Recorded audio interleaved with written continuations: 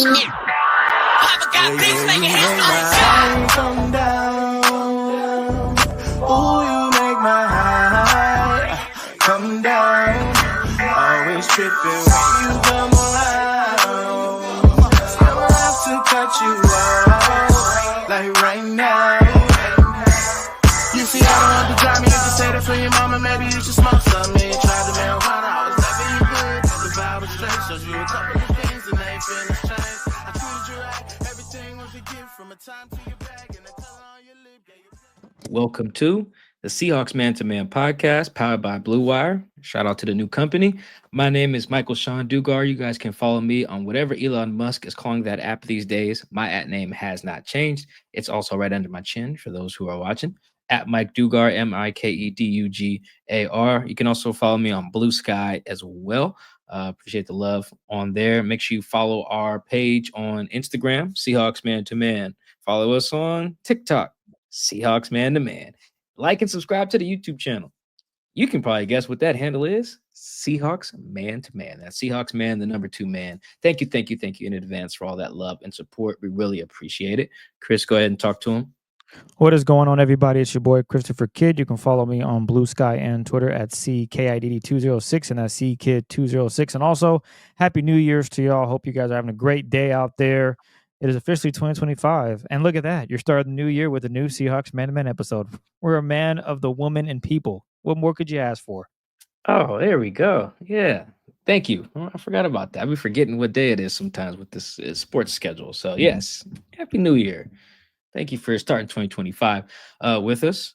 Chris, we are starting 2025 with, I guess we're kind of just eulogizing the Seahawks here because it is over. 2024 is over literally and figuratively for the Seahawks. They cannot make the playoffs, even if they get a 10th win against the Rams on Sunday. Doesn't matter because the Rams have already clinched the strength of victory tiebreaker, which is I think tiebreaker number 5. That's how very similar these teams were. It got all the way down to the 5th one. The Rams will get that no matter what. So Seahawks season is in effect over. As you guys know, when there's games left, Chris and I usually do our one big thing, looking at the most recent game. We also do an opponent preview. There's no need to do that. We need to preview that Rams game at all. It does not matter in the big picture sense. Does not matter. Sean McVay indicated in a podcast interview with JB Long of the Rams that he will likely rest his guys as they've done in the past. The Rams have. Mike Macdonald told us on Monday that he plans on playing his guys. So you get the Seahawks starters versus the Rams backups. Game really don't matter. Don't need to preview that. Cool. That was the preview. You're welcome. I'm not going to lie. I don't know if I'm going to watch this game, to be honest with you. For real. What are we going to talk about the backups we're going to talk about the Seahawks starters beating up on this is like a preseason game, a glorified preseason game in week 18. It is very similar to a preseason game, yes. I am, now that, especially with the comments of Sean McVay, I'm like, why am I watching this game? I don't have a good answer for you. I mean, I know. Even my flight's already booked, so I know you have no choice. Go. It's not like Mike. I'm like, oh yeah, I'm about to stay home because it makes no sense. This game means nothing. But the fact that you're about to be watching a glorified preseason game, and you might be texting yourself, man, because I don't know if I'm thinking like, bro, what incentive do I have? It's not going to be a good game because you're playing against backups, and if the Seahawks dominate, okay.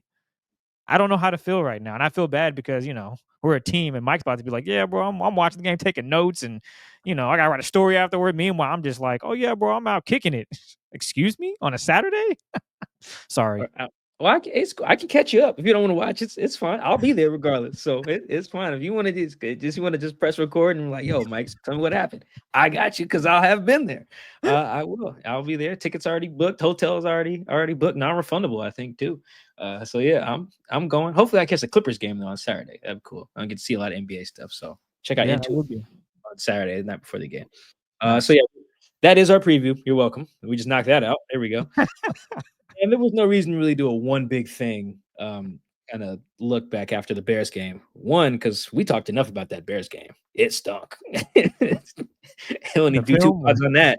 Yeah. I didn't even watch all the film. I was like, I'm not watching this. Oh, so it's funny that you mentioned that. I only watched the offense because now that the season's over, I'm like, why do I go back and watch that defense? I mean, that last blitz was really cool on TV, but the season's over. I don't want to post this on Instagram like, oh, look at this cool blitz. It means nothing now. I'm out here just talking to myself if that's the point. But hey, maybe Yeah, during the offseason I'll go back and watch the film. Like, oh, this is what they're trying to capture going into week 1, whoever they face. Maybe Russell Wilson. Can they play the Broncos? I don't think they. Oh no, they could play the Steelers. That's Yeah. right. If They could play the Steelers if the Steelers get second place in the correct. Yep. Which I'm sure they will because I think the Browns are going to win. Or excuse me, I think the Browns are going to lose. So yeah, we could be. Wow, that'd be dope. They should definitely put that on week 1 again. Sorry, we're getting ahead of ourselves. That's a good Sorry, point. Mike, Right? but That's a good. No, that's a good point by you though. I didn't even think about. I haven't even thought about the schedule yet. So yeah, no real one big thing. Chris watched one side of the ball for the film. I watched the first half of the offense and decided to do anything else. Not gonna lie to you guys. So what we wanted to do was hear from you guys because there are a lot of opinions about the season and how it went and why it went the way it did. And Chris and I have our own ideas about what we would want to talk about, but I'm always going to defer to hearing from you guys because, like I say a lot of times on the show, we're here for you. I could call Chris and talk to him about the Seahawks all I want, but the reason we record it and why I'm using this expensive microphone and all this stuff is because it's being sent to y'all. So that's our purpose, to serve y'all. So you guys sent in a bunch of questions. I didn't do a Blue Sky one this time. I'm sorry. Just wanted to do one on Elon's app. But we got a lot of good questions. So yeah, let's dive into some of those. Kind of our end of the season, start of the new year breakdown of what happened with the current state of the Seahawks. That's really what the questions are getting to. So let's do that. Let's roll, Chris. Let's roll. Let's get to it. Let me pull up our first question. Let me pull it up here. It's what's your honest take on this season and where do the Seahawks go from here? I will give that user's name and a shout out in a second, but Mike, go ahead and start answering that. Okay, so I love that we're starting with this question because this is kind of the basis for everything, really. I wrote a piece on The Athletic that dropped, I think, Monday, just pointing out that the Seahawks had expectations when they overhauled the coaching staff, and they did not meet those expectations. They, in fact, failed to meet those expectations based on what they wanted to do. I remember a conversation. I mean, John Schneider made it very clear when they fired Pete. It was like, 9-8 isn't it? So we need new coaches in here so we can be better than that. They made that pretty clear. Like literally his opening statement. But if you want to even go beyond that, like even after hiring Mike, I remember talking to John Schneider at the owners meetings. And I was like, so you and Pete used to want to own the West, right? Like that was your goal. Own the West, win the West, and kind of go from there, which is a good goal. That's everybody's goal usually, is like start with winning your division and then go from there. Right. Yeah. John was like, yeah, like kind of looked at me. We were sitting on the steps outside this fancy hotel. Me and the other beat writers, forget what the hotel name is, but we were sitting there and I wish you guys could see it on video. He was kind of looking at it like, yeah, like we're not, he was stuttering and stuff. I would play the audio, but it's super funky because it was windy. But he was like, yeah, we're not, he almost wanted to say, you think we rebuilding? Like, no, we want to be the best. That's a direct quote. It's like, yeah, and that's a mandate from Jody. Also a direct quote. I think I used that in my story from the owners meetings back in March. So I bring all that up to say, from the ownership's view, and Chris and I have talked about this quite a bit. From their view was we're getting a new staff so we can be a better football team, one that can wins the division, goes to the playoffs, gets a home playoff game, which is more bread for everybody. Ownership loves that, and then makes a run. That is ownership expectations. We can get to where those are realistic. They did not meet those. That's their lens. We can do that's lens number one, ownership. Schneider, all them guys, coaches, players too. They're like, we need to make the playoffs. They did not fail to meet those expectations. Cool. Mike's expectation. Mike was more of a realist. Not Mike Macdonald. I guess I should specify. I recognize the situation that Mike Macdonald was put in. He was, I believe, the last coach hired, either him or Dan Quinn. So that's already a problem. Why is that a problem? Great question, listener. Because you need to hire a staff. Guys are already signed to other teams or like, under the table handshake agreements or whatever. Like, he's the OC. He's a special teams coordinator. Cool. That's why the timing of that sucked for Mike. Mike's also like the same age as me and Chris.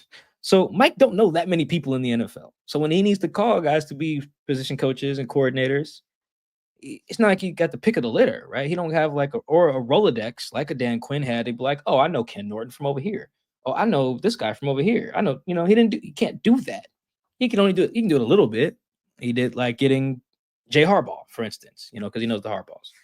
He can do stuff like that. But that's hard. And then draft capital and free agency. You see what John Schneider did what he usually does. It was like a okay-ish offseason. We'll get to more in detail on that later. But I bring up John Schneider because then it's like, all right, what kind of roster did Mike have? They didn't overhaul the roster too much. So by the time they got to, I think I could probably go back and find one of our pods before the season. My expectation was this is probably an 8-9 win roster. I know Chris had more expectation. I'm gonna let Chris go in a second.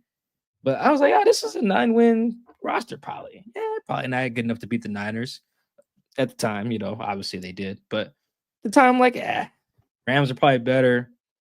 I need to see the Rams without Aaron Donald, but I was like, probably better. Niners clearly better.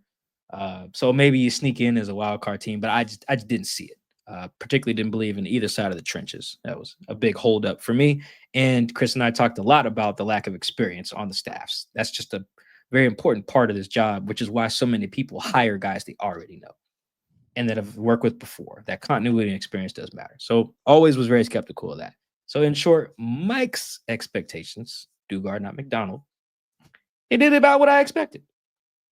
They were like a frisky team that may have snuck in the playoffs. I expected that. They probably even maybe overachieved by my expectations because I had very little faith in the trenches. They were better there than I thought. Cool.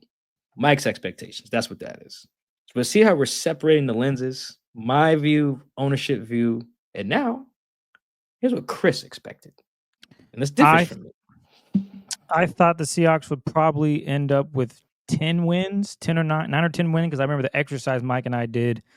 I want to say it was I don't remember when. Oh, yeah. I had you. We went through the entire schedule, I think. We did. And I'm pretty sure I had 9 or at least 10 maximum. 9 was probably like, they'll probably get 9 wins for sure. 10 would be like, they did a really good job. I think I had them losing to the Jets because I thought the Jets would be just better than what the product they have on the field now. Kind of what Mike was alluding to with, what team was it, Mike, that you were just talking about that actually? The Niners? The Niners, yeah. They just imploded during the season. Well, the Jets did the same thing. So, in theory, if the Jets were playing at a better level, I expected Seahawks to lose that game because I figured Aaron Rodgers wouldn't miss throws. Devontae Adams would just eat up the secondary because he's still an elite receiver, et cetera, et cetera. Well, he wasn't even on the Jets at that time. That is true. Damn, I just threw that out there like that was fact. That was not. Okay. It's okay. But yeah, I expected this team to miss the postseason, but I thought they would be in a better position. I thought the offensive line would be much improved, and boy, did I swing and miss on that golf swing. My goodness, the ball is still there. I'm trying to hit it 300 yards, and I'm whiffed. So that's where Mike and I hugely differed. Mike was like, I don't know what you see, Chris, but power to you, brother. And I was completely wrong. The O-line actually was worse this season, which was kind of crazy to say. I just didn't expect that. I really thought that they would take a leap. And obviously with a better line probably comes more wins because as we all watch the games, Gino is part of the problem. He is not the problem. So that you got to see for the last 17 weeks, okay, man, this offensive line. And then obviously with Mike Macdonald figuring out the defensive thing later on in the season, defense had turned things around, turned up. They were top 10 in EPA on defense. So that's huge. That was because earlier in the season, teams were just scoring all over them. But at that time, they're still installing things for their defense, which is crazy. I think one of the reporters asked, hey, Mike, where are you with installations of your defense? And they're a month in. He's like, oh, yeah, we're like 65%. 65%? You are a month into the season, my man. This is not good. But now they have it all installed. They talked about it. Mike Macdonald talked about it after that Bears win, that blitz that you guys saw. They ended up with Reed getting an interception. That is something they had been working on, and obviously they ran. So, yeah, defense turned up, but now the offense is in the rearview mirror like, whoa, we need to catch up. So my expectation, they were pretty much on the money except for the offensive line. I thought they would be much better. Again, I thought 9 wins low, 10 wins high. So they still have a chance to get 10, but that 10 is kind of a asterisk. I know you guys tease me. Some people tease me about the Lakers championship in the bubble. There's an asterisk by it. Well, this game in theory against the Rams has the same aspect. It's asterisk. You're not playing against nobody. Mike and I are going to be out there on Saturday playing for the Rams. Yeah, no, McVay could ask me, boy, I'm not suiting up. Well, I need a big bag to go out there and take them hits, especially from the starters. I can't tackle Zach Charbonnet. I can't tackle anybody on the Seahawks. I guess I shouldn't just specify Charbonnet. But I think, Chris, our expectations are important because that really does shape, I think, everyone's take on the season, like what you expected. I didn't expect that much because as someone who's been around coaches quite a bit, I really valued I really valued that part of the job and the knowing each other and how to deal with the ups and downs and the ebbs and flows of a season. There's so much of that it's really starts on the headsets. And we just didn't know much about those guys. And I also just didn't think that Pete's staff forgot ball. Like they knew ball. They just weren't maximizing it. And it was just hard with all these new guys I didn't know to just assume they would maximize everything. Even if I thought Mike could, I don't know anything about Jay Harbaugh, at least at the time. Didn't know anything about Grubb, this new O-line coach, in terms of what they could do in the NFL. Everyone had a job before, but never in the league, at least at this particular position that they were hired for. So it was so much uncertainty that I was not really to assign that they would make the playoffs or win the division or whatever. They should, based on what the ownership said. But my take is kind of this season is what I expected in a lot of ways, in that Mike did what I feel like a lot of coaches would do in this situation. You fix your side of the ball, and then you struggle with the rest. Makes perfect sense. Like, yeah, I didn't expect the offense to fall off this much, but the fact that it wasn't as good as before, it makes sense. Mike was hired for defensive mind. His defense is kicking ass, like Chris said, top 10 defense. But then you hired a guy on offense, just got here, and coached the NFL before, and brought with him an O-line coach who had neither, I believe. So I'm not totally like, oh man, they're screwed, blah, blah. I actually think Mike has done a good job. I do think he's the right guy for the job. I think, just like I thought last year, he's got to nail the coaching hires under him. And also, I don't think he was given a better roster than Pete had. So it makes sense. They didn't markedly improve, got worse on special teams and offense and got better on defense. That's just another version of being the same thing to me, at least. So I think they're still in a decent spot in terms of the coaching. And Mike, I think he's going to figure it out. Like I trust him to, actually. But I think the only way, and this says that answers the last part of that question, where does Seahawks go from here? I think the only way for them to have made drastic improvement, like met the ownership's expectations and the front office's expectations, was for Mike to have been given a clearly better roster. And he was not. Like you can nitpick some positions here and there if we really want to dive into it, but it just wasn't clearly better, That's the indisputable fact. Mike wasn't given a clearly better roster.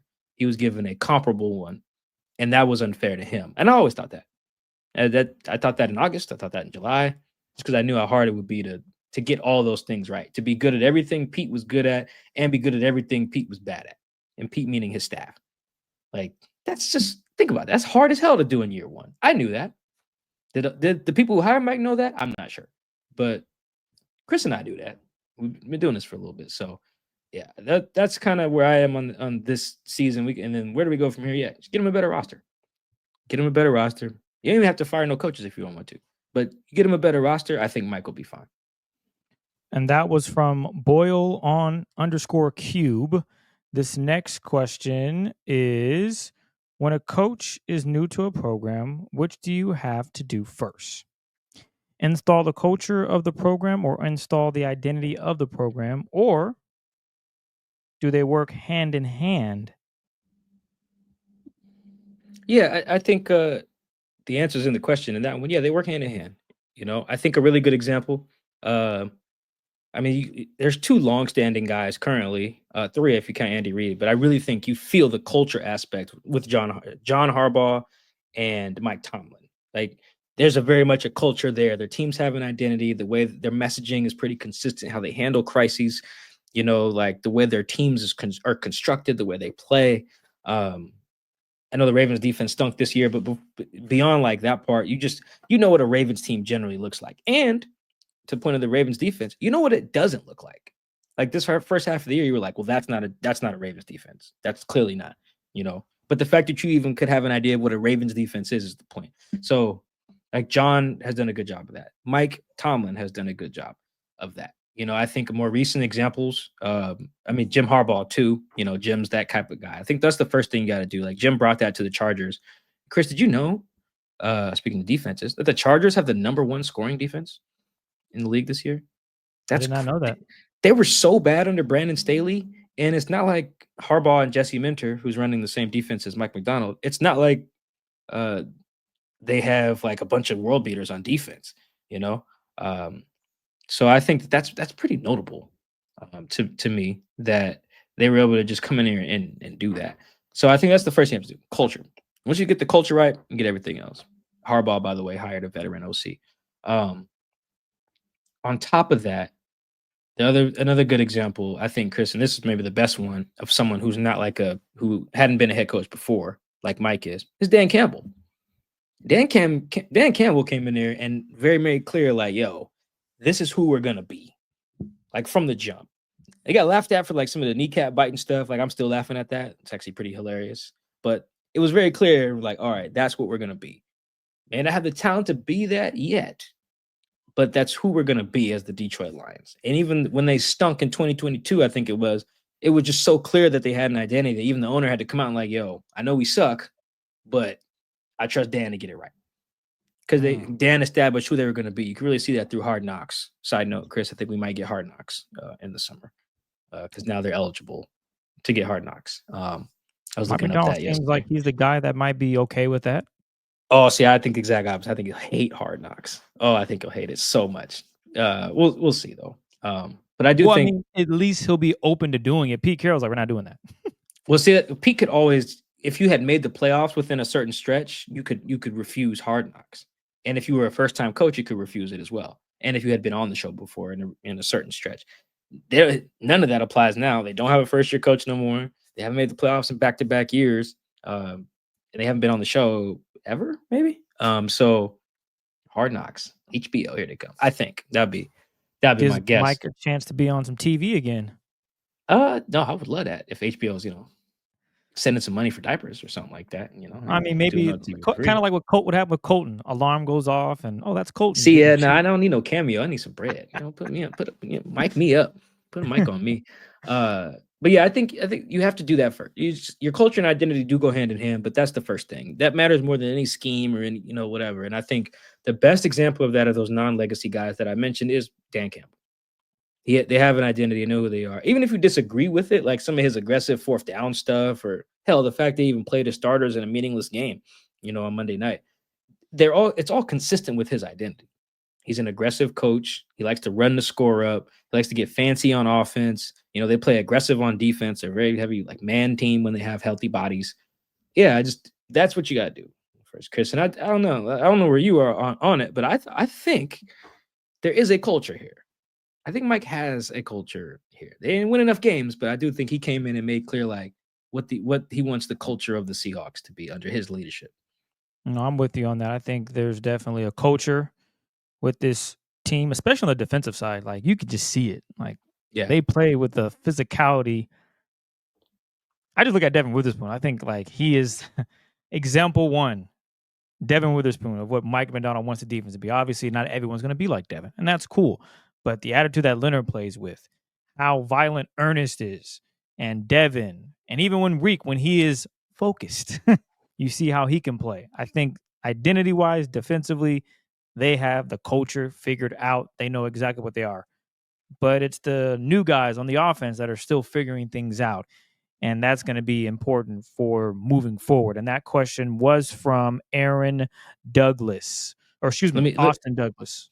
Sorry, Austin. Shout out to you. I want to add a player to that, too. I think Kobe is a really good example of what the culture is. It is sometimes like, because Kobe's a bring your hard hat type of guy, humble but hungry type of dude. But also it's like he's an example of like, yo, Mike rewards doing the right things every day. Josh Jobe, too. Like those guys they're good players, obviously, but they took jobs from other guys who had been more proven commodities because they were doing the stuff Monday through Saturday. and it would translate. And I think the accountability there, the meritocracy of how you're going to run your program, I think like Mike's established that. I think he's done a good job there. It doesn't mean you just win the Super Bowl right away, but I do think that's the first thing you have to do. Nothing else matters. You have no culture, you're gone. You're the Jets. You're the Giants. You're the Jaguars. So like all none of the coaches that I just named that are getting fired in these places, none of them forgot football. They have either a toxic culture or no culture at all. And Mike, I think, has avoided that at least in year one. This next one is from TBRP 2002. There's now 3 seasons worth of data proving Geno is average quarterback at best. Since the goal has always been to win a Super Bowl, do both of you honestly believe that Geno can be that guy to lead the Seahawks to a Super Bowl win despite an average offensive line? There's a lot in that question, Chris. You want to go first? You want me to go first? Yeah, I'll go ahead and take a stab at this. So, average. I think Geno is above average.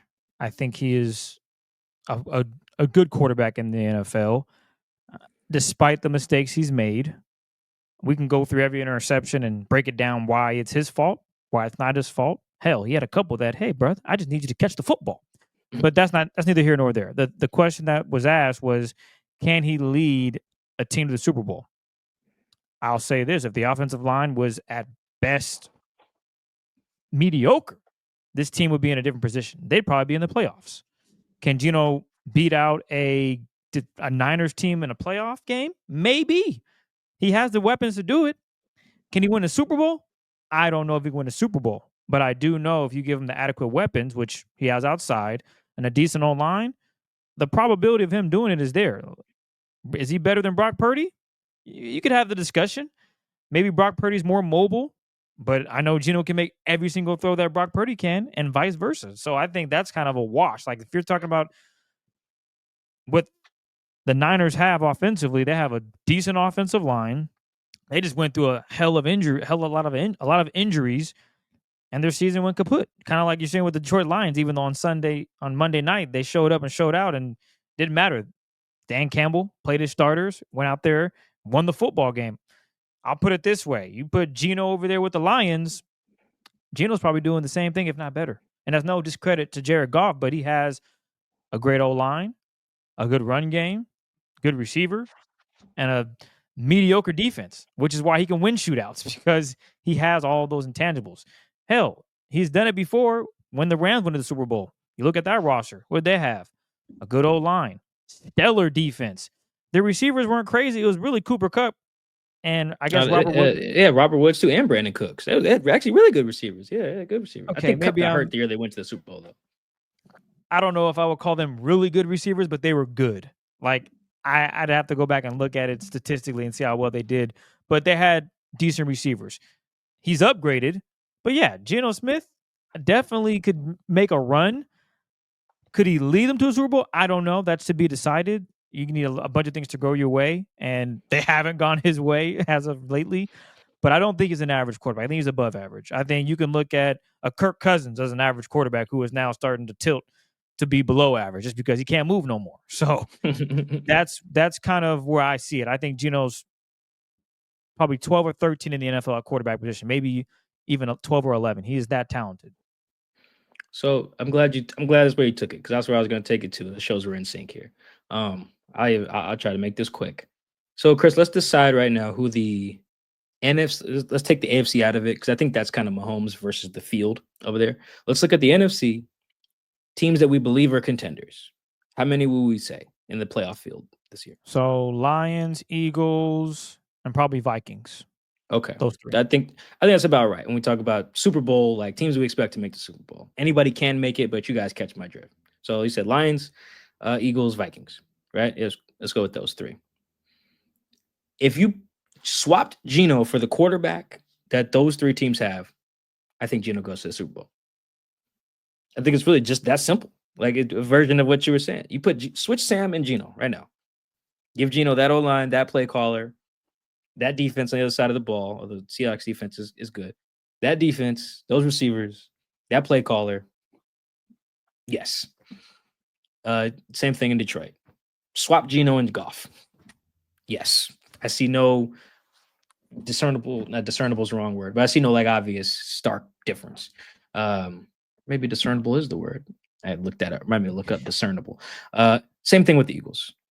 I actually think Gino is actually a much better passer than all three of the guys I just named. This would be including Hurts. But yeah, just swap them because all these teams are having the same thing. The Lions' defense is beat the hell up, but before it was beat the hell up, all these teams they had good play callers and great trenches. Sometimes it's just that simple. I don't even think your weapons got to be crazy. Is you give me a good play caller and good trenches on both sides? Yeah, you'd be fine. Now some of those teams have additional stuff. Eagles secondary is nails. Lions weapons are great. Like actually, all the teams' weapons are great. Now I think about it, either throwing an Amon Ra and Laporta, or you're throwing an AJ Brown and Devontae Smith, or you're throwing a Hawkinson, Addison, JJ, or handing the ball off to Aaron Jones, Saquon, Jameer. Yeah, swap any of those. Swap any of those three Qs just with Gino, like today. Swap them right now. The answer is yes. Chris, I'll take it a step further because I think the only part of that question I'll dismiss is like, can you lead them despite an average O line? The answer to that is no. I don't think anybody could. Like, I really don't think so. Like, not even Mahomes. Your O line's that bad. I think you're cooked. You're gonna get Mahomes hurt. Yeah. I mean, it's just actually maybe Mahomes could, but it's Mahomes, Josh Allen, and maybe Lamar. But even then, Lamar and Josh have had average O lines and didn't make the Super Bowl. So I'm gonna kind of just throw out that part of it. But I think if you gave him what these other guys who are on contenders got, I think it would be a no-brainer, particularly this year when it's never been more obvious. I think how much the supporting cast is contributing. And then lastly, Chris, I think if you took all of those guys and swapped them with Geno and put them here, I don't think the Seahawks would have made the playoffs. Yeah, you put Kirk Cousins here, he might rupture something else. No, I mean okay? on those contenders, the three No, but quarterbacks on those contenders. I just want to shout out to all those folks that and your mention talking about Kirk Cousins, bring him in, and all this other stuff. No, you don't want to bring in a brother that can only run pistol and then can't move out of pistol. That don't make much sense. So we're gonna move along. We do have other Geno questions. So this is from David Pearl. Gut feeling on whether Geno gets extended. Good question. So I think yes, just because it's mathematical. I think it's just going to be too hard to carry that cap number. I think they're just going to want flexibility there. That's my thought. Chris, I'm going to actually pose a scenario to you so that's my answer to what I think will happen, like my gut. No reporting on it. It's just my gut. Let's move on from that. I want to use this question to also go into a scenario. Here's what I would do if I was in charge. So Geno is likely to, in this scenario, come to the Seahawks and say, yo, I need a raise. I'm out here hooping, doing my thing. Cool. That's fine. You are playing better than dudes who are making $50 million. Like, that's cool. I understand that. From the Seahawks, I say that doesn't mean that you're playing better than a lot of dudes who are also on bad contracts. I don't need to mimic another team's bad contract. Like if Geno comes in there and says, I want the Kirk Cousins deal. Cool. I would like, that's nice. You are better than Kirk at that deal, but that was a bad deal. Why I got to give you a bad deal because the Falcons did. I'm not saying that's right or wrong, but you can see that in this scenario. Cool, right? So both sides can agree. So they draft a quarterback and then get all the way to the preseason, let those two dudes duke it out, and then after let's say that dude, the rook is just he's not handling it very well. It's like he's not it. Just kind of like how they took JJ McCarthy and was like, Sam's our guy. Then JJ got hurt. Then you get to right before the season, we get that notification that Geno signs a bag. So I'm basically saying, yes, I think he will. That's part one. That's very separate. My own scenario, Chris, that I'm posing, what do you think, is that they wait, try to see if they can get a successor, let them duke it out. And if they cannot, then they throw Geno a bag. There's no downside to that other than Geno waiting, I guess. Would Geno if you're out? Geno, that's not too great. Well, see, that's part of that's a good question. That's part of my scenario why I would do that. Quarterbacks don't hold out. So I don't know if you maybe risk fracturing some type of relationship there. I don't know. Like some guys, some quarterbacks take that differently. I don't know. Some guys can separate how they feel about the coach versus the front office. You know, there's been guys on this team who have like loved Pete and hated John, right? So you can kind of, I don't know how that would go, but that's why also I've kind of leaned towards that scenario where it's like, you're not going to hold out. You can't, especially not if you're supposed to be in a quarterback battle either. Like we brought in a rook, so You bring need to in be a out rook. here. You need to be out there, right? You But know, how good is so Gino at this point where I'm not saying that he's the GOAT, but it's like, well, you know, if Ryan Grubb returns, like you kind of have an understanding of the offense. Unless this rookie comes out, throws 4 touchdowns in his first preseason game, and Gino's just not at practices or whatever, he's holding out. How dangerous is it for him to actually consider just like, all right, fine, I'm gonna hold out? I just don't think that's who he is, though. Either, you know. That's fair. Damn yeah, it. that's You're probably 2 just for not 2, he's Mike. too much of a competitor. I mean, and it's just bad leadership, really. You know, that's why quarterbacks don't do it. They just can't really afford. That's my thought. So, I do think my gut is yes, but honestly, I wanted to kind of throw that other scenario out there, which I don't think, like I said, I don't think will happen, but that would probably be the wisest move if you can find the money to fix the rest of the team. If you can find that elsewhere without adjusting Geno's number, then yeah, I think that's probably the best path to go, in my opinion. All right. This next one is from Aaron. Has Mike lost the locker room, and did he ever have it in the first place? Yeah, I mean, so far I feel pretty good about Mike standing in the locker room. I really do feel like, in general, I feel like I feel good about where the coaches are in standing with their players. Just all the coaches in general. This year, maybe more than some of the others. I could have to talk to some more players this week. We'll see how they talk about that. But so far, I feel like they're all in good standing. They have locker rooms in a good spot.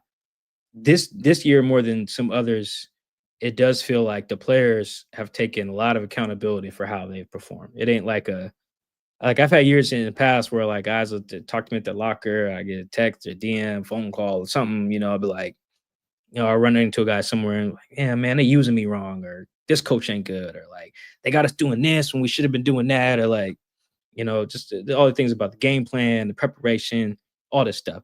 Haven't really got any of that so far. It hasn't really got like guys are being used out of position and misusing stuff. Is a lot of, I mean, you have some games here and there where I don't think the coaching was great, but like in general, I feel like this has been a big accountability year where it's been like, we're not producing because of us as players. Like the calls are fine.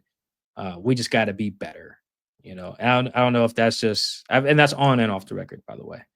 So yeah, I think that's been my sense, and I do think that is reflective of the locker room. Like guys are just accountable in here. It doesn't mean the coaches are doing everything right, but it means players are not. I haven't gotten a lot of finger pointing, at barely any at all. We'll see this week. A little asterisk there. Speaking of asterisks, but yeah, so far so good. Definitely in contrast to some previous years. Some previous years, it has not been hard to get some players to throw some coaches under the bus.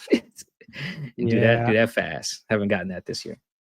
I also don't think he lost the locker room, and I can attest to this because Mike Dugar had to remind me, hey man, it's ugly out there, man. You sure? Because I was on the high horse of Mike Macdonald. I'm tired of you coming to the post-game press conference talk about your players fought hard.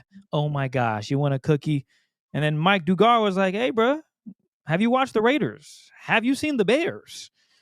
These are teams that just kind of were not fighting. You had a receiver basically just saying trade me during the season. And you know what they did down in Las Vegas? They said, all right, Devontae, we'll get you out of here. And you went to a worse team. So the competitive nature of this team is what shows that he has not lost a locker room. Those dudes were out there competing. Hell, even against the Vikings when the game was over. Or excuse me, not the Vikings. It was against the Packers. The game was over. They were getting beat. It was 3rd and 3. And they needed to get 3 yards. You know what the Packers decided to do? They decided to throw the football. You know what they decided to throw it at? They decided to throw it at Reek. Reek hadn't had a good game up to that point. But you know what he did? He made a really great play on Christian Watson and knocked the ball away. Ended up punting. That's a team that's not giving up on the coach and is fighting for something. Yeah, they had a chance to still make the playoffs. They needed that win that would have helped them. But you could just see that despite everything going wrong in that game, the guys were still competing. And that showcases a head coach that still has a locker room. Hell, even when Reek gets benched for a possession, He goes out there and plays a really good game. They lose, but there's no drama in the locker room that is now aired. Maybe that comes out 10 years from now, but looking at it now, you see a head coach that has the locker room. The guys believe. I know the season's over, and it sounds crazy that I'm saying all this, but I do see instances where I can look around the league and say, yeah, well, he lost the locker room. That's done. Mike Macdonald has definitely not. If anything, he's gained it. He's gained even more respect from some of those players on this roster. This next one comes from Adam Nathan. How many moves, contracts, and picks would the front office have to nail this offseason to get into next year with a clearly better team than they'll end this season with? Yeah, I love this question. Shout out to the homie Adam. I did I write down on a Google Doc about this question? I think I did. Yeah, let me find that. Here we go. Here we go. I really think it comes down to the trenches. Because Chris, as much as I do think there's some good stuff there, I think they'll probably get a double digit sack guy this year. It'll probably be Leonard. But I'm kind of putting a little bit of asterisk on some of the stuff that happens in this if they get this 10th win. So I do think that it'd be nice to consistently have that, like a guy who all right, this dude's gonna hit 10 sacks. 10 sacks is an arbitrary benchmark, but you guys get why I would use it. It's like saying it's like wanting your team to have 1,000-yard rusher or 1,000-yard receiver. Like these benchmarks, we get it. A guy who can throw for 4,000 yards or 30 touchdowns. The benchmarks make sense in a lot of ways. I think that's one. And I just think they just need more Pro Bowl dudes on each side of the ball. You know what they probably got to have, Chris? I can't remember what year it was, but I guess it was the year they went to the Super Bowl. I feel like Philly had one of those magic off seasons that the Seahawks probably need to have. I forget who their first pick was that season, but I think that's the year they traded for AJ, which you may not be able to do that per se, but they had a lot of good moves on the in the trenches. I feel like they had I think that's the year they picked up Reddick. They picked up Bradbury when he was good. I think those were both cap casualty guys, I want to say, free agent dudes. I could be misremembering how they got these guys, but it's just the idea of you see what it took to be in that elite status. Because I think in 2021, the Eagles were a wild card team. I think they lost to the Bucks on the road, I want to say, and they were fine. Forget their win total at the time, but they took that elite jump. They had some guys get better, obviously, but Howie Roseman, their GM, also hit on some moves. And what that team showed me, and what some other teams have showed me, there's a million of examples, but you really, really, really got to hit. You got to hit big. I think you got to have somebody who's drastically, maybe one or two guys who are yo, he's the most underpaid person on the team. Right now they have who's super underpaid right now? Jackson, and probably Spoon, I would say, and probably some underpaid dudes right now. You can say underpaid or say guys who are just outperforming their contract either way. But I think that's the type of offseason they got to have. If you just want to view it as a team example, that's a good team example you can use. But really, if you just want to put a different benchmark on it, they should have at least one Pro Bowl dude on the line come through, or Pro Bowl caliber dude on the line come through up front on offense and then on defense. I think if they only do that, whether the draft or free agency trade, I don't think it matters how you do that, by the way. You just make it happen. You just make it happen. Because we just talked about with those teams that are contenders in the conference, it keeps coming down to that. When the Niners are that, they have stars everywhere, but when they're healthy, the trenches.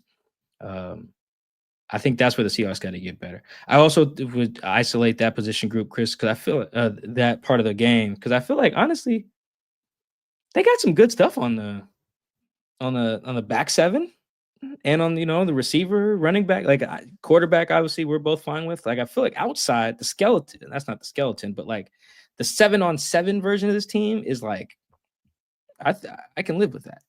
But you know what? I would add to probably don't just make it on defense. Don't just make it about the lines. You could add the linebackers to that too.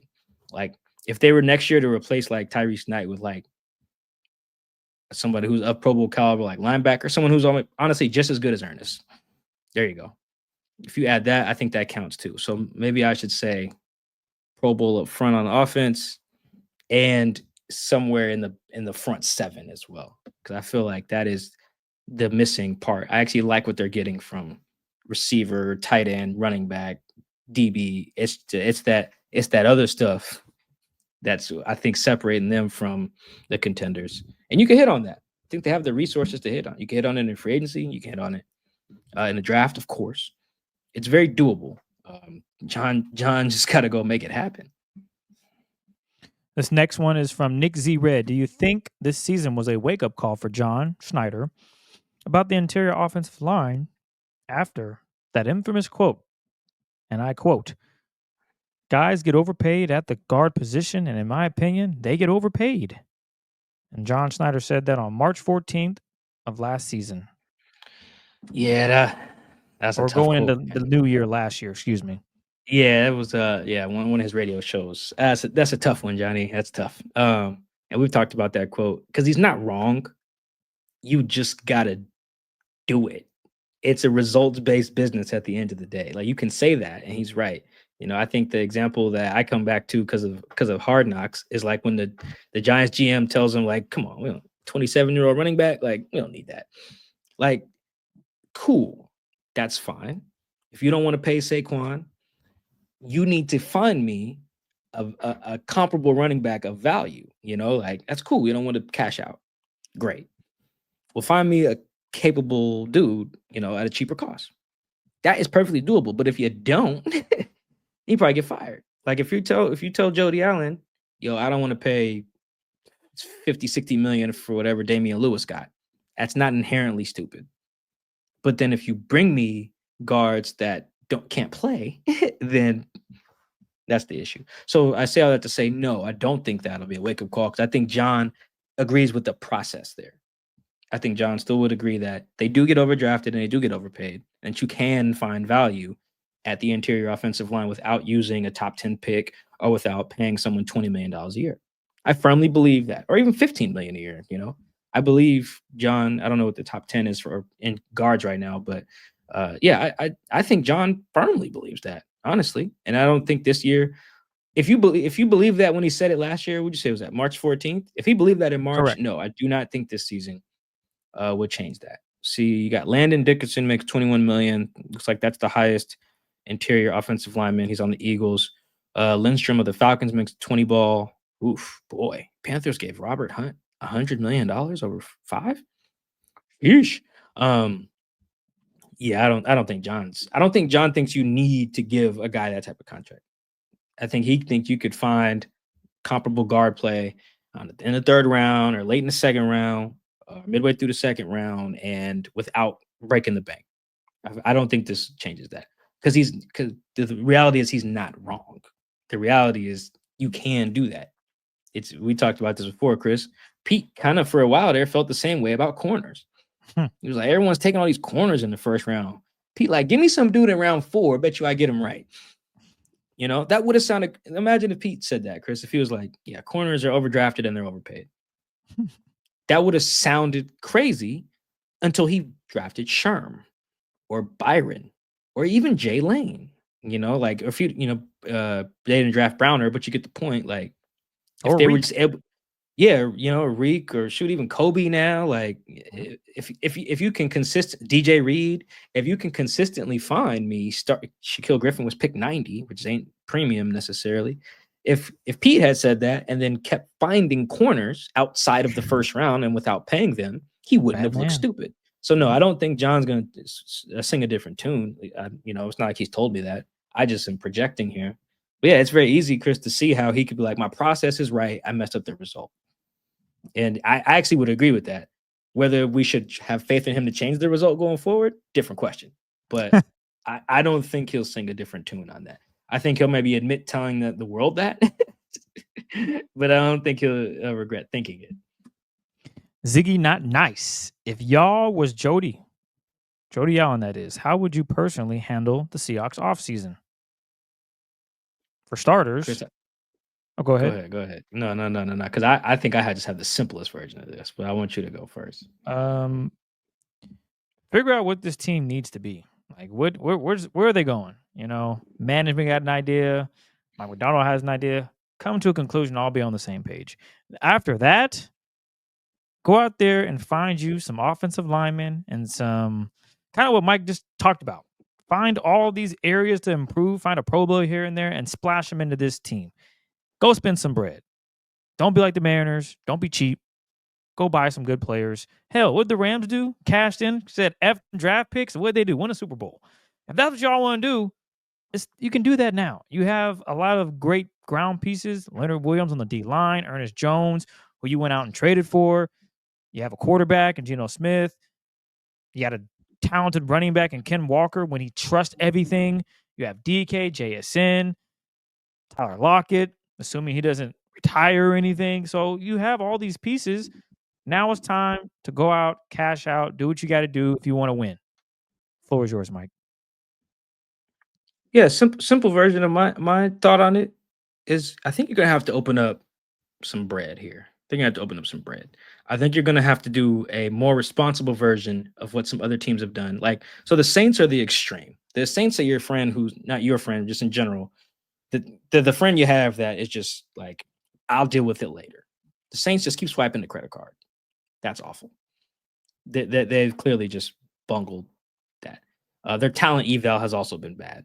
But I think unless you change the talent evaluators, which I guess you can do, I go back and forth on whether they retain John. I just think it would get real funky bringing in a new GM after 1 year after he just hired Mike. I think it'd probably be more trouble than it's worth to get to the ultimate goal. It may even be the right move, but as I sit here today on New Year's, I just think it's probably more trouble than it's worth. So if you're not going to change the talent evaluators, I do think you have to give John more of that green light financially, like with your bread, with your cash, to be like, okay, if we need to sign this, if we need to splurge a little bit for this guard or this center or this edge rusher, but we don't want to totally like cook our books with that being the only move we do this year.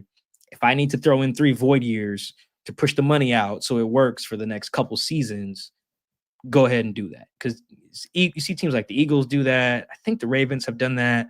And some teams just don't do that because that really is a cash flow thing. Different owners got different pockets, But I can Google Jody's net worth for something. I'm sure she's okay. Like, I'm sure some void years and a couple defensive lineman contracts ain't gonna kill her. I think she'll be all right. There's a lot of tickets being sold at Lumen Field. A lot of jerseys. I think they doing okay. I think it costs like $15 for a beer in there. So if you up the price on the beer, if you need to afford some more linemen, I guess. So I think Jody's all right. I think that's got to be the mindset, because I do think some of John. Again, I'm projecting here, Chris. I think some of John would like to spend on some of these guys, but you do have to have the green light from your boss. Like, that is important. I don't think John has the green light to just spend all willy-nilly. You can kind of see it in some of his contracts. You ever notice, Chris, he gives like the same position, the same contract. Sometimes like his free agent centers will all get $4 million. Like, you can tell it's very clearly budgeted for different years too. To be like, or something in that range. Like Evan Brown's deal versus Austin Blythe's deal versus Connor Williams' deal. Like, they're all within like the same range. You could tell like he got a budget that says you can only spend this much. I remember 1 year they needed a free agent running back and they offered everybody the same deal. I think Carlos Hyde is who took it. It was everyone got the same offer though. You can tell there was a budget for running backs and so on and so forth. Shoot, I think Rayshon Jenkins this year got the same deal Julian Love got last year. I think 2 years, $12 million or something. So like you see what I'm saying? Like, it's that when I see those type of patterns, I see a budget, because I'm a budgeter. I only will spend X amount of dollars on certain things, right? And I'm willing to splurge on others if I come into some extra cash. So I think if you're Jody, beyond some of the position groups that we've already talked about, I think that's just got to be the overall philosophy change. Like, be willing to swipe that credit card. Help John out. Because John is good at identifying talent that's already good. Like, there's a player who's like really good on the give me a team, Chris. Saints. All right, cool. The Saints have a really good guard, right? But the Saints are cooked, so they have the cap casualty, that guy. Like, John can identify those dudes pretty decent, but you have to go win a bidding war for those guys sometimes. And I don't know if he has a green light all the time to do that. Either he won't or can't. either way, I feel like if Jody gave him the green light, probably would. So from Jody's view, you good. You good for it. Up the price of the beer so your team can be better up front. Dave Sayers, he asked, how would you solve the cap issues coming for the Seahawks? Yeah, I actually don't think. I mean, every year the Seahawks are seems like in not great space with their cap. They always got to cut some people. I think there's some pretty obvious ones. I think Tyler, Draymond, and George honestly save what, like 30 mil or something. I got that in my notes. Yeah, according to Over the Cap, you release those three dudes, you're looking good. But I think I'm glad we have this question after the Jody one. I think that's the answer if you really want to compete. 'Cause I do think it's hard to, Chris. It seems like they're trying to be like bargain elite. It's hard to do that when you draft in the middle of every round. That's the other thing about draft position. When you draft in the top 5 of the first round, as long as you don't trade your picks, you're also drafting in the top 5 of every round. So like you're getting that first bite at the apple of some of the better players too. If you have pick 5, you also have pick 37 or something. So I think that's what's hurting them too, to have pick. They're gonna have like pick 17 this year or something. Well, that also means you have pick 50 or something in the second round. It's just it's better to be drafting higher, obviously. But if you're not gonna suck, so you can draft higher, and you're not gonna cash out, this is how you cash out in free agency, that is, or for trade people. That's just how you end up in this little middle area that they're in. So I think that that's the way I would solve it. I'm kind of equating those two ideas. Like I do think ownership has to get involved. Because honestly, Chris, it ain't our money. Pay these dudes whatever you want. I'll take 5 void years on to get whoever the best free agent guard is, or whoever the best free agent edge rusher is, or I don't know, free agent tight end. I don't know. If you got to tag on 6 void years, I think you can't do that. But if whatever you got to do, I think ownership has a lot of control over that. So yeah, go ahead and do it. Ain't our money. Again, up the price of the beer if that's what it takes. Make jerseys even more expensive. It's not like people not gonna buy them. Football fans are addicted. They'll buy whatever you say. Up the price. You'll be all right. Tony K, he asked, people seem to focus on the negatives, but let's talk positives. What 3 takeaways could you say the Seahawks team learned about themselves that can help them going forward into a future successful season next year? Happy New Year. Yeah, Happy New Year. Thank you. Chris, I'm glad you were able to help with this because I couldn't get to 3. I struggled. I only had 2. I had that let me go back to my notes here.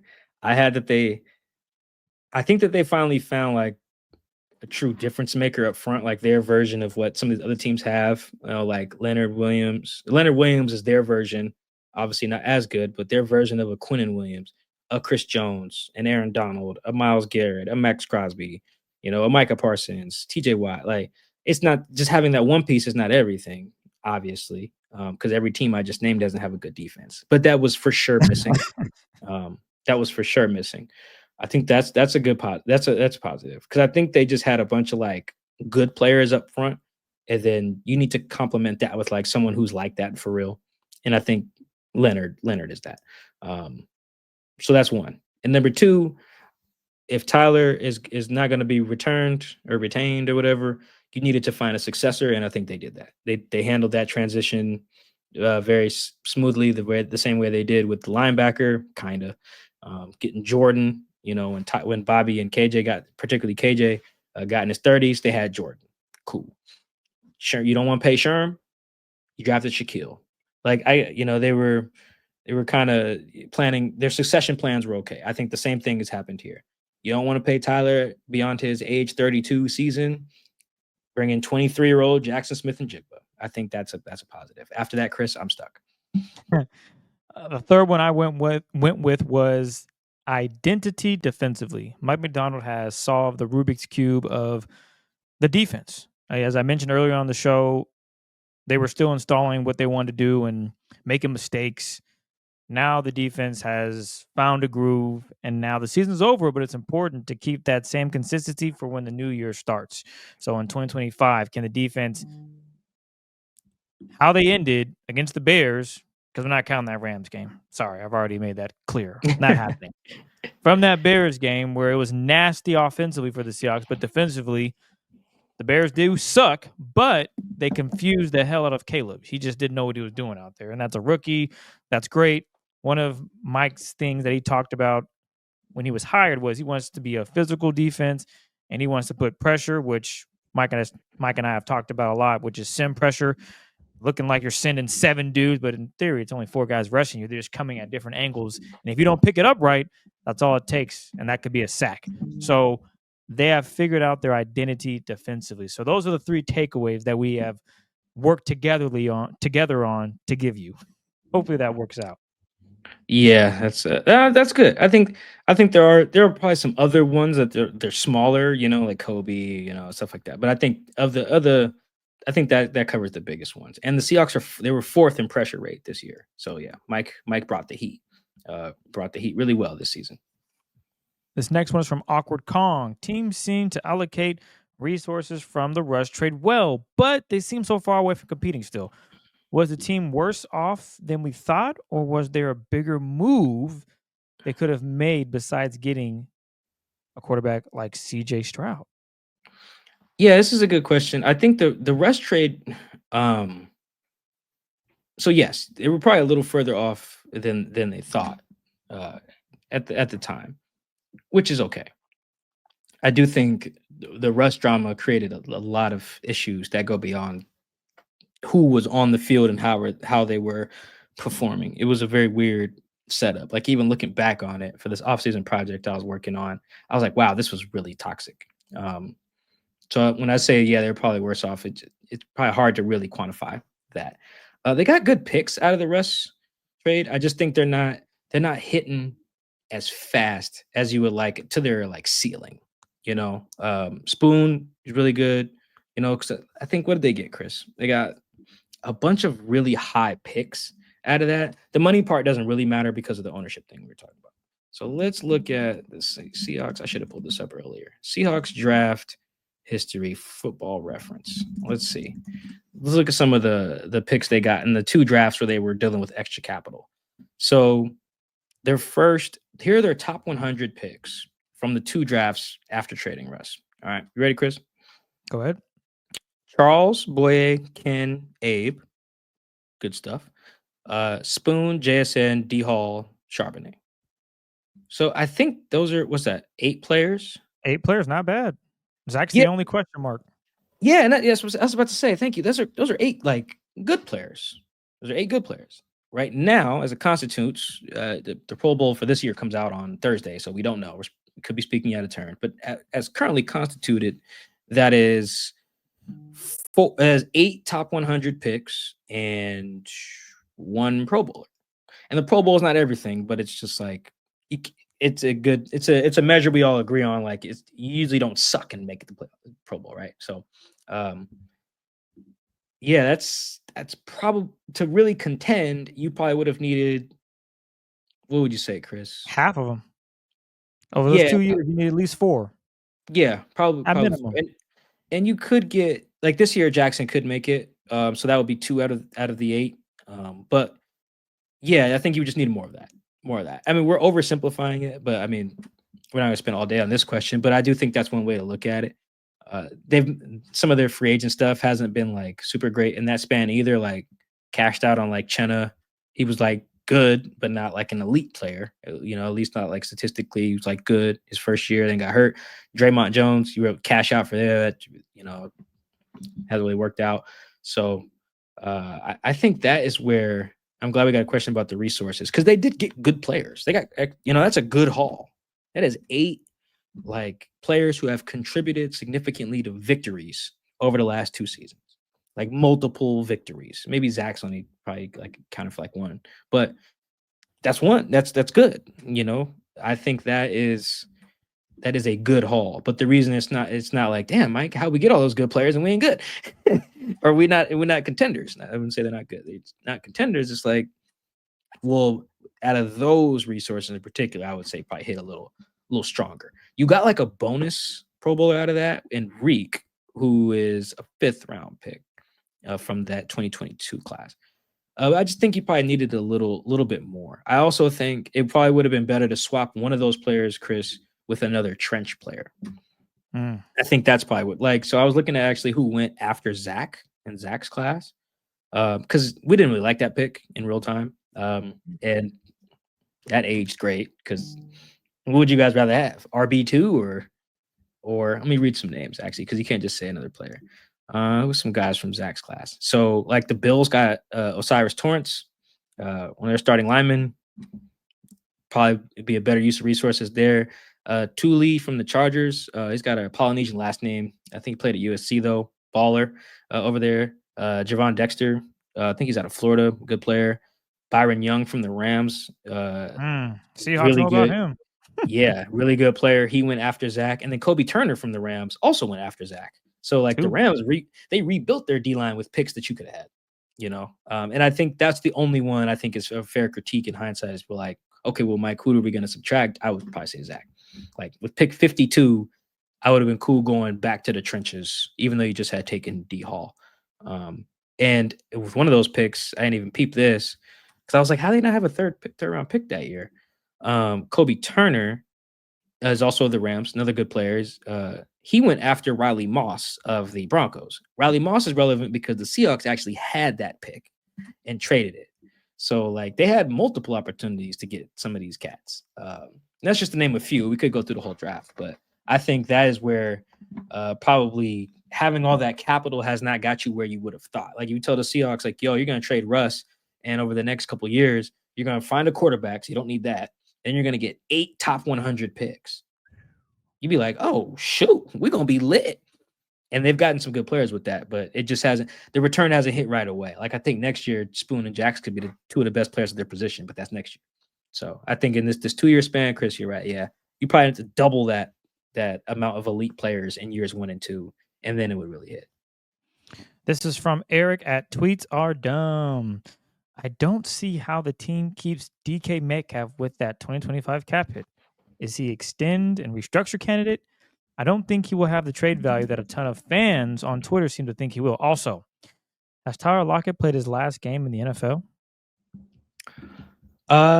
No, I don't think so. Actually, by the time this drops, my story will be out that Tyler Lockett, he says he plans to play next year.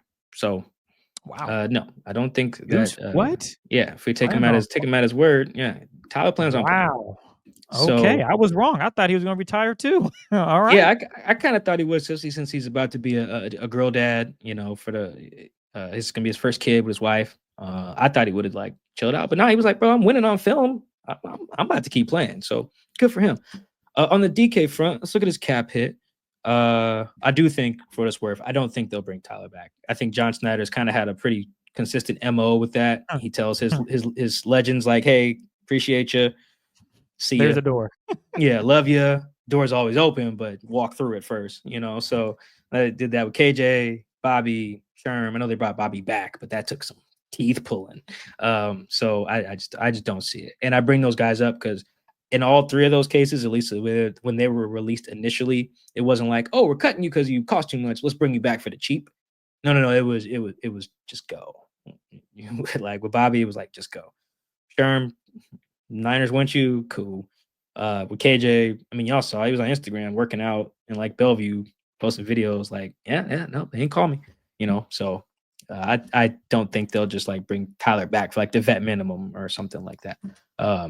I could be wrong, but just like today, I don't think that would happen. Chris, what do you think DK's cap hit is next year? I'm looking at it. Let me see if you know. Man, 20. It's 31.8.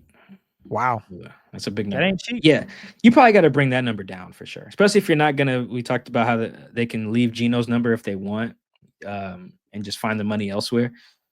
Yeah, I think you can. You got to extend. You got to extend him. And honestly, Chris, I thought about this some more. And you watched the film, so DK is actually still like nothing about DK's skill has diminished. No, like he's still really good on the tape. Yeah, it's yes. There's nothing else I can add. The minute things that we talk about, him going up, catching body stuff, that still doesn't erase what he can do with the ball in his hands and when he's going to go get the ball. Like that's just it doesn't erase it. I know I'm very nitpicky. Oh, he body catches everything. He needs to stick his hands out like AJ Brown. Oh, he's former teammate. Yes, he can do those things, and there's still time for him to do that. But you got to ink it. Get him signed for the next 20 years. Keep him. There's no reason why you shouldn't keep him. I'm sorry. I know I nitpick. Mike and I nitpick, but outside of nitpicking, you don't want to see him walk away. It's not a situation where, John Schneider should never get to a point where he's like, there's the door, man. Best of luck to you. That should never happen. Ever, unless he's like 40 years old, still trying to play or something, which maybe he can, but that's, Jerry Rice had his retiring ceremony in Seattle. He came through Seattle. I feel like that's the place to play. Like when you're at your wit's end, you got to come to Seattle and get that final year off. Why is it like that, Mike? Is Seattle that cool of a place? I think it's here in the Titans. There's a lot of people who randomly play for the. There's like a thread on Twitter I fell down once. It was like so many random dudes who's like last year was on the Titans. It was like, yo, why? What? Yeah, how he end up there? That's a weird one. Anyway, 31.8 million. I'm with you. I keep him. The skills are there. I think they did a poor job trying to maximizing what he does well. I think the only person whose skill got maximized was Jackson. That was it. They were like, look at all these cool plays to get Jackson open. Very rarely some to get DK open down the field. Some of that was O-line. But then also DK did hardly targeted in the red zone this year. I don't even think he has a touchdown catch in the red zone at all. I think he only has like 3 catches in the red zone total. So, yeah, you keep him there. And I was looking at the last time he got extended, Chris, on that $24 million a year deal. That was barely top 5 receiver money. Like right now, if you were to give DK, I think he was the 6th highest paid receiver. Let's just go with that. At the time of his extension, if you were to give him that again, not to say you have to, but I'm pretty sure you're basically just paying him like Brandon Ayuk. And I'm okay with paying DK like Brandon Ayuk. Yeah, that's fine. I just am. Yeah, like I think Brandon Ayuk makes 30 mil a year or something. Cool. If that's what someone as good as Brandon Ayuk costs, great. Now you could say, Mike, well, that deal sucks. Whatever. Jalen Waddle makes like 28. I'm fine paying him Jalen Waddle money. I think Jalen Waddle's like in the top 10 as well. So yeah, all these guys who are making this money, if that's what the going rate is for that, I'm cool. Yeah, Jalen Waddle's at 28, Tyreek's at 30, Amon-Ra's at 30. Yeah, I'm cool with that. Devontae Smith is at 25. I'm cool with that. I think as long as you got Jackson for the cheap, I think you can match that with someone very expensive. I just think you need to do a better job of maximizing that. It's a very similar setup that the Vikings have right now. They have Justin Jefferson making $1 bazillion, and then Jordan Addison, who was drafted right after Jackson, making nothing. Cool. That's a good setup. I don't think all your receivers got to be cheap. You can have one expensive dude if he's a game wrecker like DK can be when the offense is competent. Phil Birnbaum, was this the worst free agent class that Schneider has ever had during his entire Seahawks tenure? Yeah, Chris. So we looked at this together because I was looking on Monday for another story I'm going to run. Probably next week, I was just looking at the class. I was like, bro, this is bad. And it's not that he gave out some bad contracts financially, because we went back and looked at some of the other classes. Like we were going through this pre-production, and I think I even said out loud, like, yo, they gave Ed Dixon $10 million. I had just forgot. Crazy. I forgot all about that. Backup tight end. How much? Yeah, I think he was supposed to be the starter or something at the time. I know he got hurt, but yeah, that was right. What was the one that jumped out to you when we were doing this? Oh man, to be honest. Oh, it was the lineman. Akram. Yeah, because it's funny. No, story. Luke Jokel. Oh, so Luke Jokel number 1. Yeah, that was crazy because he was making, was it 10 million? It was like 7 or 8 million. Okay, he was making way too much, and he's bad. So that was like straw number 1. And then Mike quizzed me earlier on in the season because someone had asked a similar question about, I don't remember what the question was, but basically we were talking about the free agent class. And Mike was like, oh yeah, Chris, do you know who John Schneider signed before we even got to training camp and all that? And I was like, I named people that were signed during training camp. I didn't hear Mike say that. So I was dumbfounded when he was like, oh yeah, Chris, they signed an offensive tackle who didn't even make it to training camp, and that was Tremaine Ankrum. I don't even know if people remember that name because that happened in freaking March, and he wasn't even on the team by, I think, June, which is crazy because it's like, bro, you're just showing this is OTAs. Like, how you not fit in at OTAs, bro? You're coming in stretching, you do a couple drills, you're running plays, and you ain't got no pads on. Like, you should be on the team still. But that to me, that when I look at this free agent thing, this list, it's very hard for me to say this ain't his worst one. Because how many dudes are even on the team that were brought in free agents? We're talking about guys that they went out and said, oh, yeah, you can come be a Seahawk. They're not even on the roster going into week 18. There's about 4 dudes that we can read off. Let's go ahead and do that, Mike. Shall we? Yeah, I'll read them. I'll read the class. So we're looking at external free agents, by the way. Like Yes. re-signing your own guys, we do different math on that. At least we're just going to count those differently, right? So external guys, you got Rayshawn, George, Jerome, Tyrell, Connor, Farrow, Nick Harris, Hank, Kayvon, Lakin, Chris's boy, Tremaine Ankrum Jr., LaVisca Chenault Jr., and then, I have Artie in here. Artie shouldn't count because that's a re-signing. So that is 1, 2, 3, 4, 5, 6, 7, 8, 9, 10, 11, 12 external dudes. At least that's, I don't think we're missing anyone of significance. Chris, this is the number. This is the guys that are no longer even on the team, let alone playing, just not even here. Jerome Baker, Tyrell Dotson, Connor Williams. Connor might not totally be John's fault, but whatever. He's not here. Nick Harris, so that's 4. Tremaine Ankrum and LaVisca. That's 6. That's half of the guys.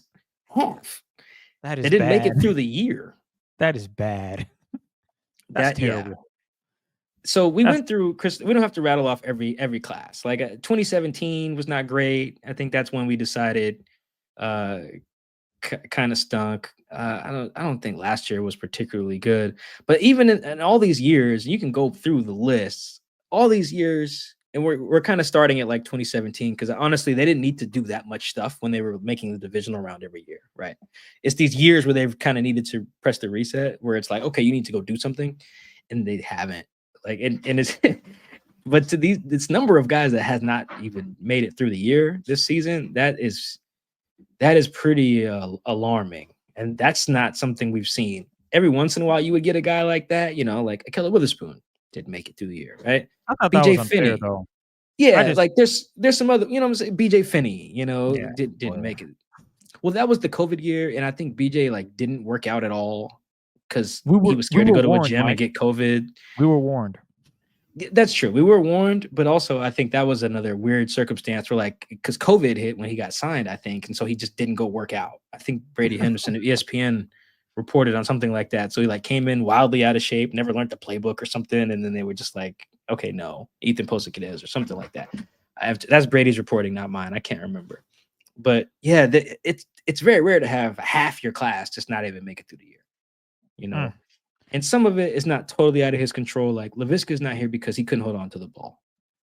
You signed him thinking he could hold on to the ball. That was a fine thought in April.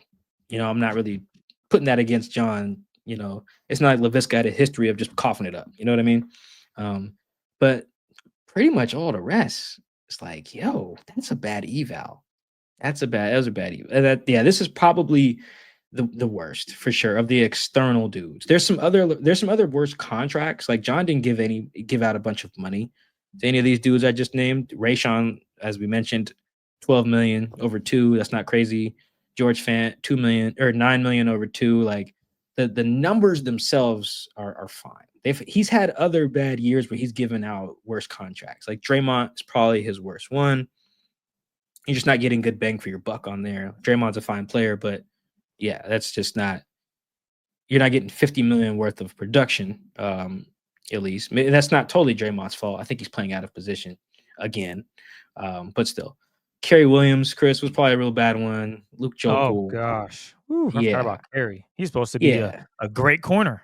Oh boy, another guy who didn't make it through the year, but that was you get like one of those, maybe 2. You got like 6. Quentin Dunbar, that situation was crazy. Another one where he actually did play, and I think he went on IR after the Bills game. I bet he did go on IR. Shoot, he was in so much crap, man. I was like, yo, what happened? Yeah, that one was another one. I don't know how John could have. That's tough. I don't know how you foresee. I think they tried to rob a bunch of people during a Bro, Madden game in Florida. You know what I'm saying? crazy. I was like, damn. He Yeah, was actually decent. Yeah, and then he got hurt and was playing through a bad knee. That was just a lot. Like, it's COVID. Everybody's quarantining, and him and DeAndre Baker was just playing Madden in a house with a bunch of other people. No vaccines, no masks, and all of a sudden, one of them just pulled out a gun and was like, "Yo, everybody, run that!" So it's like that one. That was also a trade, not free agency, but still. There's been some other extenuating circumstances. This year, there seems to be just none. It seems to be just a bunch of bad talent evals. So, and then of those guys who are who made it, there's only one starter, and that's Lakin. So, yeah, that's not This is probably the one. That's a long-winded way of us going through. I just needed you guys to enjoy going through it with us because we had forgot some of those. I forgot Luke Jokel. I definitely forgot Ed Dixon. I forgot that. That's I forgot crazy. that entirely. Yeah. There's some other bad ones, but very few years do you just get multiple guys not even make it to Christmas. This next one is from DPender26. When would you expect an Ernest Jones extension?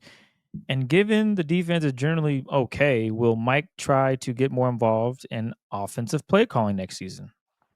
Yeah, I don't. So let's start with Ernest. Chris, I think we said on the previous pod that you probably got to pay Ernest top 10 inside linebacker money, which is anywhere from 10 to 19 million. I think you meet that in the middle. I think both of us are fine. Is that the Seahawks man-to-man podcast stance that we're fine with Ernest Jones making top 10 inside backer money? I think we're good there. All right.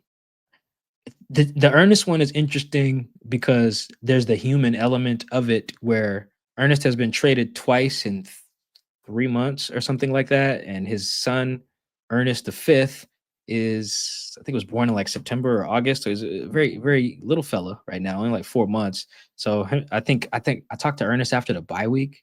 And because if you guys remember, there was a game, I can't remember which game, maybe the Rams, where like Ernest popped up on the injury report with a sore neck or neck soreness or something.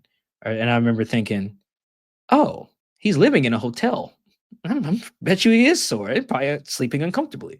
So I remember asking him after the bye week, did you find somewhere to live? He was like, yep, and furniture's here, we're good. It's like, oh, good for you. Now, he didn't say the neck thing was that, but I bring that up to say Ernest just got settled with a family and a little baby.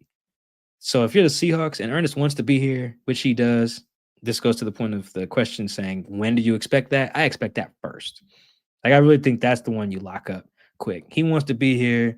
He's clearly a player looking for a home, like not literally, he's already done that, but just, some security, getting traded across the country like that, when you got a little one with you, so I would imagine that those two sides can just be like, yo, you want to be here. We need you here. You know what I'm saying? You want some stability for your family. You're a good player. You made our defense better. You're a young dude. What is Ernest? 24, 25? So you don't gotta worry about that. Yeah, I think that should be a no-brainer.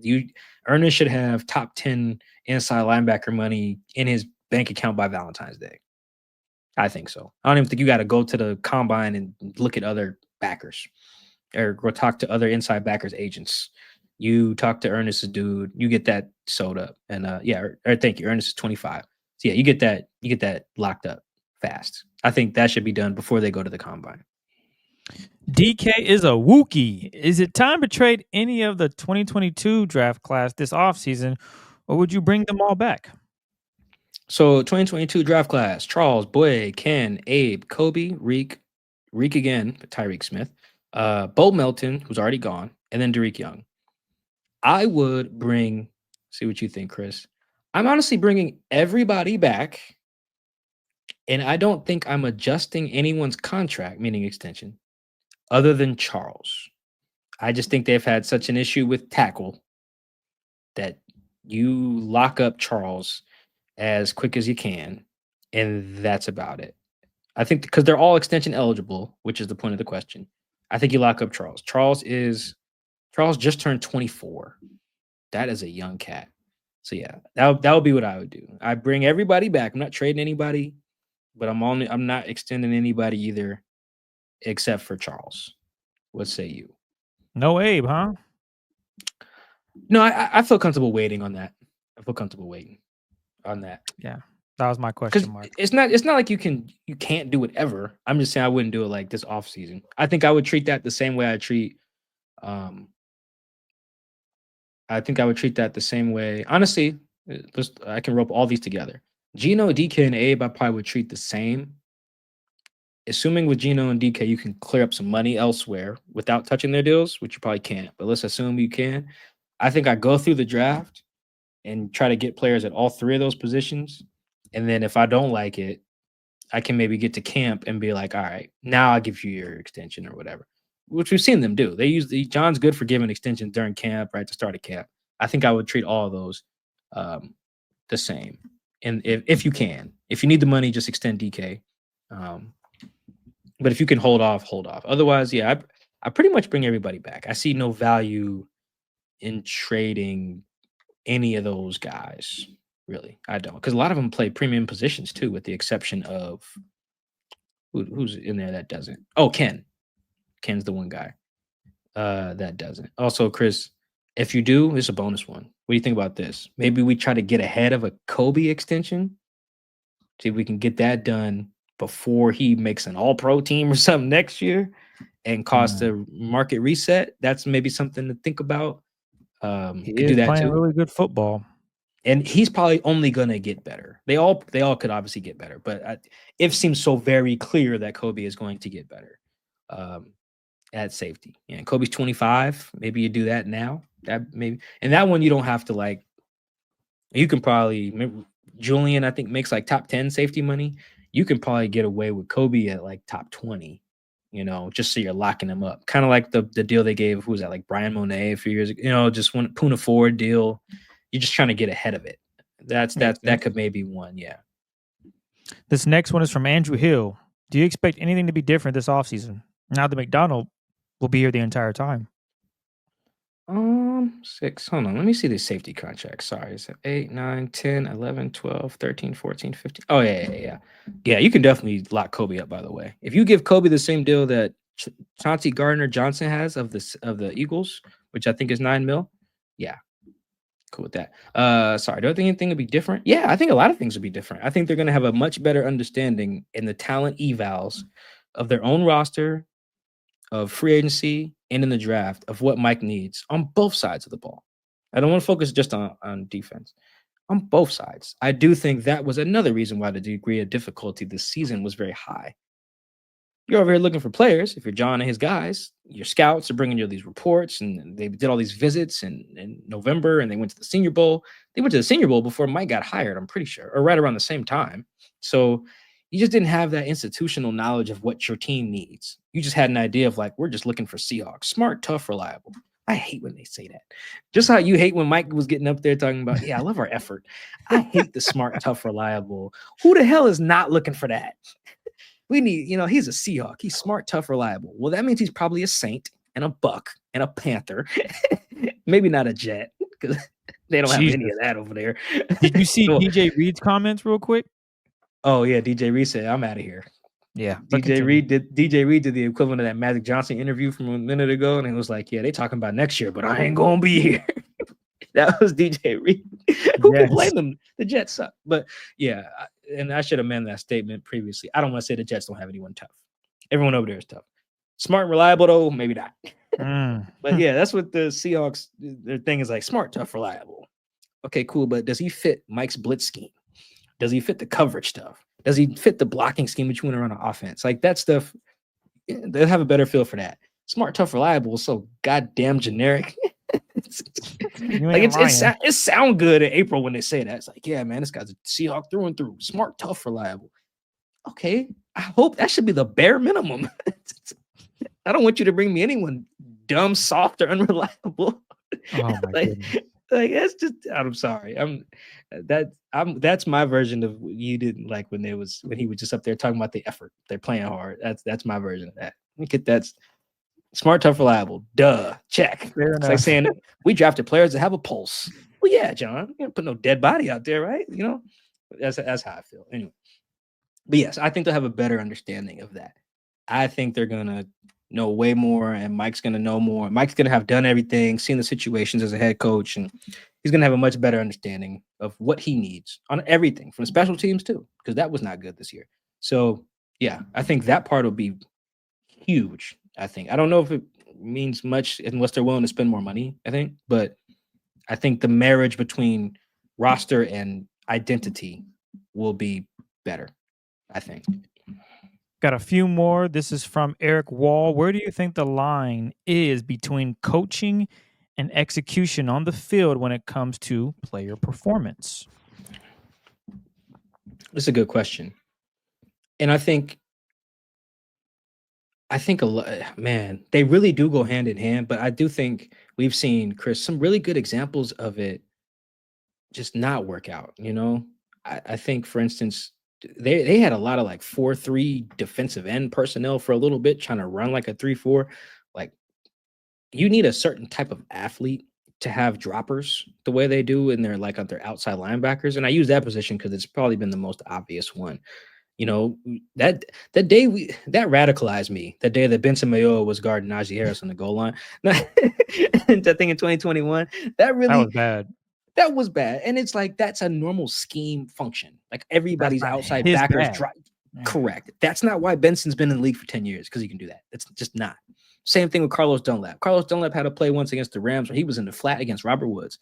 That's a normal function of an offensive outside linebacker in a 3-4 scheme. That's not dumb schematically, but that's not why Carlos is in the league. You know what I'm saying? You know, so I think that's an example of like where you get like, okay, is a guy producing, but how is he being coached and how's he being used? I do think that's the backer position we've seen. I'm using this team as an example. It's just so obvious to me, you know, like that's where you can benefit from just putting guys in the right position, you know. I think Jamal wasn't used very well as a blitzer after that first year. I just thought it just not working. And I thought that was a good example of not putting, your guys in the right spot. I think they've done some other good jobs. I'm just trying to think. Is there other good examples, Chris, of production, that Oh, relationship? okay. Yeah, it would be we just talked about him, Kobe Bryant. Yeah, Didn't have yeah. speed at corner, but okay, let's put you at safety, and he has thrived at safety because he's able to see everything. He can react. He's really good at hitting players the correct way. He comes up and makes a strong tackle. It's very rare that you see him on the ground and the offensive player is not next to him. So he's really good at doing that. Whereas corner, he just didn't have the speed to keep up. And I think you pointed that out, actually. You said, yeah, the speed. You're running a 4.5. Yeah, we gotta put you back there, buddy. Because you lined up against guys that are running 4.3s and 4.4s. One move and it's toast. So they were Yeah. able to move him and put him in a better position, albeit it was Pete Carroll in them, but Mike Macdonald has stuck with it, and he's playing fine at safety. You know what? That's a good one. I was trying to think of one on offense, and I got one. Jackson. Jackson was not being used right to start. Oh, It was just yeah. You so were very obvious upset. Maybe I should pull all those episodes. because it was just so.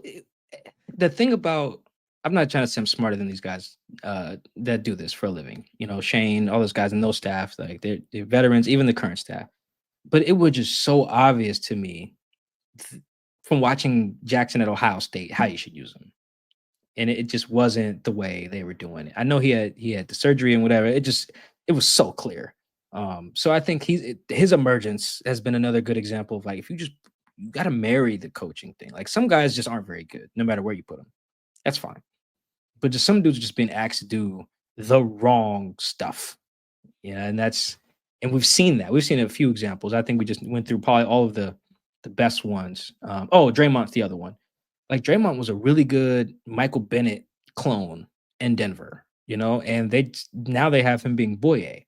And I just don't think that's a good use of Draymond's skill. That's why he had to drop a bunch of weight this offseason and play this new spot. Like he's not bad outside backer, but it just feels like I don't like you pay a dude and you're like, all right, now do this thing that you weren't doing when we paid you. It's like, I don't like that. So yeah, I think I don't know how to describe the line, but I feel like we've seen some examples here in Seattle about how that relationship, when it's married properly and healthy, guys can thrive. And when it's not, you see dudes who are just like, yeah, he just wasn't being used right, And we've seen some examples we've seen both. We've seen the good and the the bad. But I think the outside backer one is the most obvious. It got to the point where Carlos Dunlap was like, "Yeah, dog, this is not it." It's like, I am not happy. This is not good. So I'm glad he got out of here and got to do his thing. Went to the Chiefs, I think. So, but yeah, it's got to be right. That's the job of the coaching. Figure that stuff out off rip. It put all those guys in position to succeed. And when you do that, like Mike Macdonald has most of these guys doing, it works out really well. I think that's something that also, this wasn't part of the question, but I think that's also something they'll be better at every part of the field, offense, defense, special teams. They'll be better at that next year too. This next one is from Lukey Rex. Is John's always having a championship roster mentality hurting the franchise? Feels like we're in quicksand. Or actually, I'm not going to say quicksand. Feels like we're going nowhere. Man, that's a good one, Chris. I actually don't know if I have a good answer for this, because here's where I'm torn. Let's work through this together. I think that there are so many examples in the NFL of, all right, if you eventually just bottom out once and you get it right while you're down there at the bottom, it really don't even take you that long to get right. Like, it really might not, there's just benefits to doing that. But I feel like you also still have to get it right when you do that. It's a very difficult question. I think right now, today, January 1st, 2025, I'll say this. I will say right now, no, for this reason. I do think the Seahawks do not need a ton of premium resources to fix their most glaring talent issues. I do think that you can find I do think you could find interior offensive linemen outside of the premium spots, like outside of the top 50. I do think you can do that. I think you can do that without paying $20 million. Like, if you just say, let's get some competent guys at these spots, not the Pro Bowl stuff like we were talking about. But I do think you can find good players that fix your roster holes without top 10 picks or top even 30 or whatever. Like right now, Chris, what would we say? We think they're good at quarterback. They're good at receiver. They're good at corner. They're good at tackle right now. I feel like they're good at linebacker. They have a good edge group, but you could maybe use one more of those. It's just like last year. It feels like they don't need a ton of premium assets. They just got to get it right. Like if Christian Haynes if Christian Haynes was as good as Creed Humphrey is at guard, right? That would have been fine. Creed was like pick 50, whatever. Haynes was pick 60, whatever. Like you can get interior linemen in that little range there. I do think it's possible. Now, if they needed like the Patriots, they need corners, receivers, tackles. When you need the premium stuff, like an abundance of the premium stuff, then you probably need to bottom out, like the Commanders needed to, like the Texans did, like the Jets even did. But they ended up getting receivers, they ended up getting corners, they ended up getting D linemen. They ended up getting some stuff. They have some high picks at tackle too. Just all along their O-line actually. So I think that because they don't need the premium stuff, it's probably a net positive to have the mindset John has, to not hit the reset button. That's what they're asking about, I think, not hitting the reset button. And John has said multiple times, Jody does not want to hit the reset. So I don't think that's changing. But that's a good debate. Thanks for that question, whoever asked that. Shout out to Lukey Rex. All right, appreciate that question. All right, this last one comes from Brandon. Do you believe Ryan Grubb retains a job after the season? It's a good question. I've been going back and forth on this since the Bears game, to be honest. This is probably why I turned off the film halfway through. It just was like, I don't know, man. So I think, because I do think Grubb is a smart guy, and I've said that plenty of times. Talking to him, talking to people who've worked with him, talking to guys currently playing for him. He seems like a smart guy. I think that he's gonna be one of those dudes who a year will do him justice. I would think that he would get the benefit of the doubt from Mike, because Mike has seen those smarts a lot closer up than I have. That would be my guess. Because I do think that once he's able to relax, take his family to Disneyland, unplug from football, come back, watch all his cut-ups, watch the defenses he faced, study the coordinators and the trees that those other defensive coordinators come from and their rules, and do all that stuff that other NFL coaches have been doing for years, he will be much better. I think there's a very easy way for Mike Macdonald to agree with that as well, and John Schneider, and not fire him. So right now I say yes for that reason. However, Chris, this is a scenario that I do think is possible, and I'm sure you guys will agree once you hear me. I don't think that Grubb was probably their first choice. May not even have been their second. I'm just speculating there. So you are about to get, Chris, a bunch of people are about to get fired here in the next couple of weeks. Any of those dudes could be viewed as a more attractive and more experienced option for Mike Macdonald or John Schneider. I'll give you an example. Let's say the Colts fire Shane Steichen, their head coach. Very proven offensive guy. If you're Mike Macdonald, you call Shane Steichen, like, yo, I know you just got fired. That sucks. Love you. You want to come call my offense? Right? That's a guy. And I think guys like that could be more attractive, even though Mike already has this year with Grubb. It could be more attractive because in my experience, just talking to some of my other reporter people, other coaches, when there's a guy who has his side of the ball, he really likes to be able to give the other side the autonomy. Like I think Sean McVay has talked about this. Like when he runs the offense, he wants to be able to tell the D coordinator, you are the head coach of the defense. I shouldn't have to worry about your side of the ball. Go figure it out.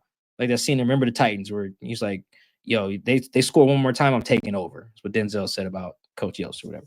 Like they want to be able to do that generally. Mike could not do that this year. One, because they were struggling. Two, because Ryan was so inexperienced.